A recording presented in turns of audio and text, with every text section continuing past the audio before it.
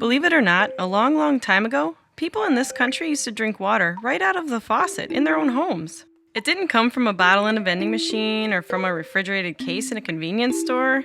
Life was really easier back then. People didn't even have to leave the house to get water. So, why are people here in the Great Lakes region even drinking bottled water when we have an abundance of fresh water? The water piped into our homes still costs us just pennies, but we choose to spend 2,000 times that on bottled water. Whatever happened to us? It doesn't have to be this way. There's one small thing you could do today that would make a big difference. It's time to reconnect with the tap. It's time to wake up to water. Here's someone who actually kicked the bottled water habit. There were several factors that I think attributed to me ceasing drinking bottled water and mentioning it to anybody that I saw drinking bottled water and just educating them. The first being, again, the plastic bottles, how harmful they are for the environment. The factories that make these bottles that cause these excessive chemicals to run off into the environment and cause harmful health effects to everyone who lives around the factories. The problems start here with extraction and production, where oil is used to make water bottles. Each year, making the plastic water bottles used in the US takes enough oil and energy to fuel 1 million cars. All that energy spent to make the bottle, even more to ship it around the planet, and then we drink it in about 2 minutes? That brings us to the big problem at the other end of the life cycle, disposal. What happens to all these bottles when we're done? 80% end up in landfills, where they will sit for thousands of years, or in incinerators, where they are burned, releasing toxic pollution. The rest gets collected for recycling. I was curious about where the plastic bottles that I put in the recycling bins go. I found out that shiploads were being sent to India, so I went there. I will never forget riding over a hill outside Madras, where I came face to face with a mountain of plastic bottles from California. Now, real recycling would turn these bottles back into bottles. But that wasn't what was happening here. Instead, these bottles were slated to be downcycled, which means turning them into lower quality products that would just be chucked later. The parts that couldn't be downcycled were thrown away there, shipped all the way to India just to be dumped in someone else's backyard.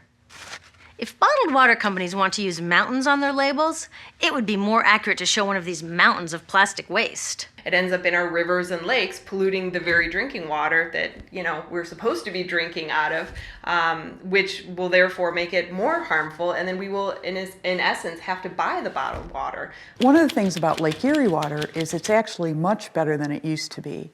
And that's pretty much due to the Clean Water Act. So we've had a lot of pollution controls that have improved the water quality in Lake Erie.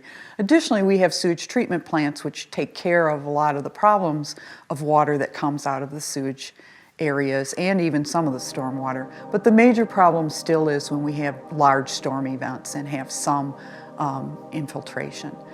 You should also know that your water that comes out of your tap actually is treated before it goes through the system as a public water supply. We live next to 20% of the world's surface freshwater supply.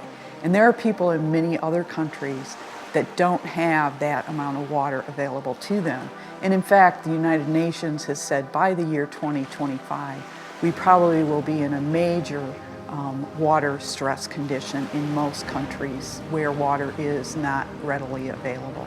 Drink Local Drink Tap's partner school, Stokes Central Academy in Cleveland, Ohio, is empowering their students to learn about water and pollution. Specifically the pollution issue, we start there, water pollution.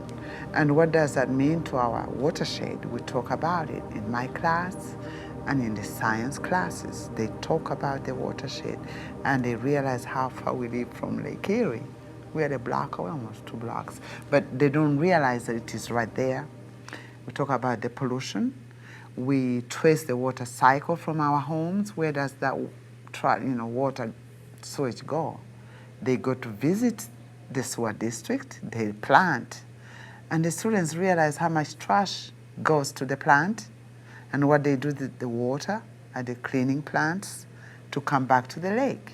So we go through that and they see all the trash and the pollution in water. Then from pollution, we research what can we do to conserve water? Where do we use water the most? So one of the great things about Drink Local, Drink Tap is that they are really raising public awareness about drinking local water above drinking bottled water. If we do that, we actually not only save money, which is probably a good thing for most people, but we also reduce the amount of plastic pollution that ends up eventually either in our landfills or in our waterways and become a big problem. Drink Local, Drink Tap's main mission is to reconnect people to local drinking water and the Great Lakes. We engage the public in Edgewater beach cleanups. Look at us, we're out there once a month, rain, snow, or shine. And we go out to community events and festivals to encourage people to kick the bottled water habit. Bottled water is no safer, different, or better than tap, even though that's what bottled water companies would love for you to believe. Fiji even spent a lot of money trying to do just that. What if you live in a city like, say, Cleveland, and you want a glass of water? Are you going to take your chances and get it from the city tap? Or should you reach for a bottle of water that comes from the pristine rainforest of Fiji? Well, Fiji brand water thought the answer to this question was obvious, so they built a whole ad campaign around it. It turned out to be one of the dumbest moves in advertising history. You see, the city of Cleveland didn't like being the butt of Fiji's jokes, so they did some tests, and guess what? These tests showed a glass of Fiji water is lower quality, it loses taste tests against Cleveland Tap, and costs thousands of times more. This story is typical of what happens when you test bottled water against tap water. Is it cleaner? Sometimes, sometimes not. In many ways, bottled water is less regulated than tap. Is it tastier? In taste tests across the country, people consistently choose tap over bottled water. These bottled water companies say they're just meeting consumer demand. But who would demand a less sustainable, less tasty, way more expensive product, especially when you can get for almost free in your kitchen? Quality control system and a better treatment system than what you're going to find for any bottled water. Give you an example. If you go to a bottled water plant, that you'll find that for every lot that they produce, they'll test one bottle. For us, we test every hour, we test every day, test 24 hours a day to make sure that what we're putting in the water, what we say that is going out in the product, is actually what's in there. I act as support also for the water operators because they do their tests. My tests are done daily, but their tests are done hourly. So you have backup to to the qualitative process at all times. So for instance, the water operators, they're actually doing their tests 24 hours a day, 7 days a week, and I'm doing mine daily during the week. So. Now, the other part is for the bottled water companies, again, you're testing that one lot and just saying that, okay, if this one bottle is good, all of it must be good, which is not necessarily the case. So, you know, when you look at it, you know, overall and in the long run, you're like, okay, the quality system for the Cleveland Water Department is actually much better. You get a better product, which even if you're, say for instance, even if you're buying bottled water, you still have to pay a water bill. So you're still gonna get the product. So you may as well take advantage and just, you know, delete the extra cost of buying the bottled water. Successful fluoridation, reducing dental decay, that's less work that I have to do, which is fabulous because especially with kids, the last thing I want to do is a bunch of fillings on someone that's very young. So if we can prevent that so that we were raising a whole generation of fluoridated water kids now, that really if you look at them, they have not had a cavity, or if they have had a cavity by the time they get done with high school, it's something little, it occurred later, so it makes my job so much easier, and it makes the life for the kids a lot easier because they're just not getting those horrible, ugly, painful cavities at a young age because of the benefits of water fluoridation. Most bottled water does not have fluoride in it. So a person drinking primarily bottled water is going to be missing out on the beneficial effects of fluoride in the water. So someone that's going to be drinking exclusively bottled water would then need to look at fluoride supplements to give them back what they're missing that they would be able to get if they were just drinking tap water. So who is speaking up for the tap and for those without safe drinking water? Drink Local, Drink Tap meets tons of people who are concerned. Moms, water researchers, chemists, health professionals, and Katie Spots, who rode the Atlantic Ocean to raise awareness for clean drinking water. Water is the source of all life. And so when I read about water and what it means, it's not just an environmental issue, it's not just a health issue, every aspect. It's an education issue, it's a women issue, it's its life. One thing that I think is really interesting is that 97% of our water is salt water or otherwise undrinkable, and then there's another 2% in glaciers and polar ice caps, so that leaves only 1% available for human use. So although I was in the middle of the ocean, I was looking at all this water, realizing that without that desalinator, it wouldn't have been drinkable. I had this relationship with water, and I just felt like we have tons of it, and I never really thought about the billion people without it. So if water is the source of all life, and so many people are without, why are we drinking it in ways that are wasteful? Bottled water costs about 2,000 times more than tap water. Can you imagine paying 2,000 times the price of anything else? How about a $10,000 sandwich? I wasn't really concerned with the cost at the moment. I mean, when you buy it, it's like $2 a bottle, $1.50 a bottle, and you don't really think about it in those small terms. But when you take that and you multiply it 2 to 3 times a day, and then over a span of a year, the cost is absurd. And then additionally, if you look at it, you're paying essentially $2 for a bottle of water, which is usually a liter, right? And you'd be paying $2-3 for a gallon of gasoline. So water is essentially more expensive than gasoline right now. Why is it that we complain that gas prices have reached nearly $4 a gallon, while we don't bat an eye at paying $2 for a 16-ounce bottle of water? That's the equivalent of $16 per gallon. The cost goes even higher if you factor in the actual cost of the waste produced by the manufacturing of the plastic bottles that end up in a landfill, get downcycled, or even worse, remain in our waterways, polluting the same precious liquid that gives the entire world life. Here are some simple options that are less expensive for the health of you, the planet, and your wallet. Hike in style with a Camelback, hands-free. Put a stainless steel bottle in your car or at your desk at work. Some even have filters built right in the bottle. Ask for a glass of tap at your favorite restaurant. And don't forget, there are drinking fountains in most public buildings. Some are even refrigerated. One very simple thing that we can all do to help and save the planet, and that's simply fill up your stainless steel container at the tap. It's free, it's easy, it's convenient, it's fresh, it's pure. I am not an environmentalist. I do not consider myself one of those advocates or jumping out in the front lines and picketing and whatnot. I'm just an average consumer concerned about the environment and concerned about what's going to be left for my children, when I'm gone, or not even when I'm gone, 10, 15 years down the road. Are they going to have access to clean drinking water? Are they going to be able to do these things, that we take for granted today? And unfortunately, I think the way things are going, no, it's not. So what I'd like to do is just, again, to educate people that I meet along the way and hopefully make a difference, one person at a time.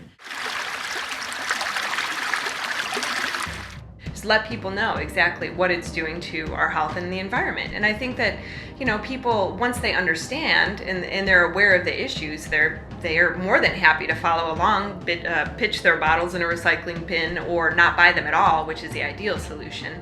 Just get rid of the problem entirely, because everything is based on consumer demand anyway. If you're not buying it, they're not going to make it. They will pass it on. What I intend to do for this project, my students are keeping their pictures and documenting all the way in the steps. Speak up and say to these people, the colleges, universities, your congressmen, whoever you want to talk to, and say, we want more access to clean drinking water. Install the drinking fountains, carry around your stainless steel container where you can fill up your water at these other locations, water fountains, taps, anything. It's free, it's easy, it's pure, it's good to drink, and it helps the environment. And by doing these little things and taking these little steps, I think all together we can take back the tap and save the world. What I'd like to do is just, again, to educate people that I meet along the way and hopefully make a difference, one person at a time, and just make small changes that hopefully will add up to a safer, cleaner environment and safer, cleaner drinking water for my children and their children.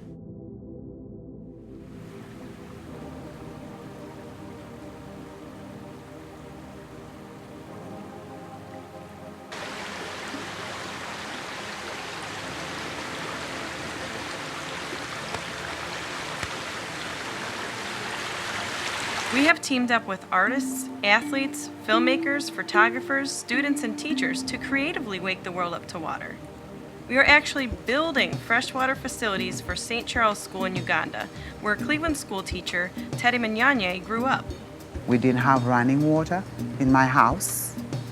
I told them I didn't get running water in my house outside in the compound when I was ready for university.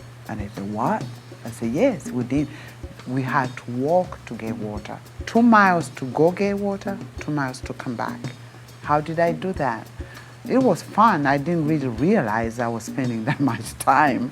But from about 7:30, we are back. In the morning, you go very early. So the students ask me, how could you live without water in the house? We did. My ultimate goal is not only to have my students know how fortunate we are. I want them to know that. Sometimes they think they have it so bad, nobody else cares. But when they get letters from my Ugandan school and they say, oh, you are very rich because you have a house with electricity and you have a TV and you go in school with shoes and you have teachers and books, then my students here know, they call me rich. But I'm not that rich. Then I teach them, you're rich in their eyes. Katie Spots explains what it was like just going a few hours without water. When I did the Allegheny swim, I did a 325-mile river swim. And I became the first person to do that and did it to raise some awareness for water. And it was actually during that journey that I found out what it felt like to be thirsty. So on that journey, we would stop along the way and fill up on water whenever we saw a bridge kind of crawl out and from the river. And one day we just were having no luck with finding water, and I spent about 8 to 12 hours without it. And I don't think you really need to go to these countries and go to these places to realize how important it is. We all need water. We're all connected because we are water. Kids, they're not really able to go to school if they're fetching water for hours and hours each day. They're not able to go to school if they're too sick because of the water that they're drinking. And so it takes on such an importance beyond just environment. The water we are using and drinking today is the same water that was around when the dinosaurs were here. So there is no new water. We're still using that same water. And so when you take care of it, you're taking care of it not only for the people around you, but the people who will come. Katie understands the urgency to help those without the water richness we have here in the Great Lakes. Support Passing the Glass from Cleveland to Uganda at drinklocaldrinktap.org.